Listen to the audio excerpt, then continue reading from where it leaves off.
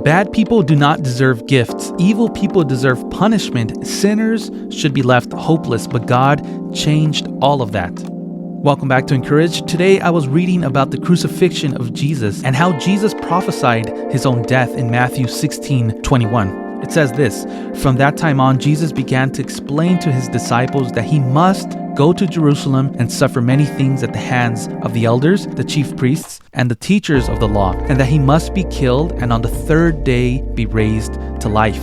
It got me thinking. Jesus was completely aware of the situation. He completely understood that he was going to be the sacrifice for all the sins of every man and woman on this earth. But he also understood that it was always man's decision to disobey God. All the people around him made the choice to walk away from God and worship false idols. Even until this day, he saw the double-mindedness we had, the treacherous hearts, and the hate that we have for him and God. He understood that he would be dying for those people, and for many that would be ungrateful. God understands the reality.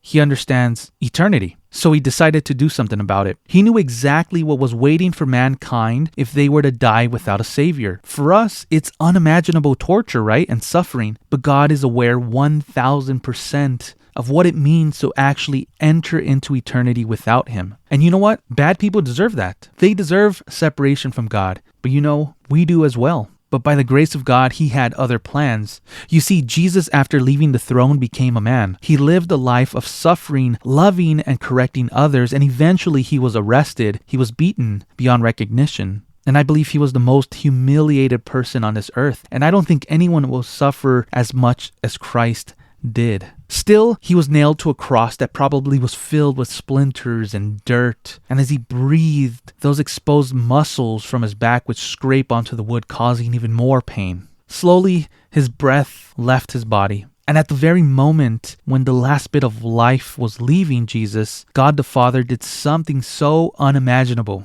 Are you ready? The Father's hand of blessing was moved from Jesus, his firstborn son, to us. Children who did not deserve the Father's blessing. But because of this exchange, now you can walk blameless. You have a blessing that should only belong to the sinless Son of God. You can now walk all your days on this earth with unmerited, undeserved favor. May we be grateful today for this sacrifice. May we also put these words in our heart from Isaiah 61:10. It reads, "I will greatly rejoice in the Lord. My soul shall exult in my God, for he has clothed me with the garments of salvation. He has covered me with the robe of righteousness."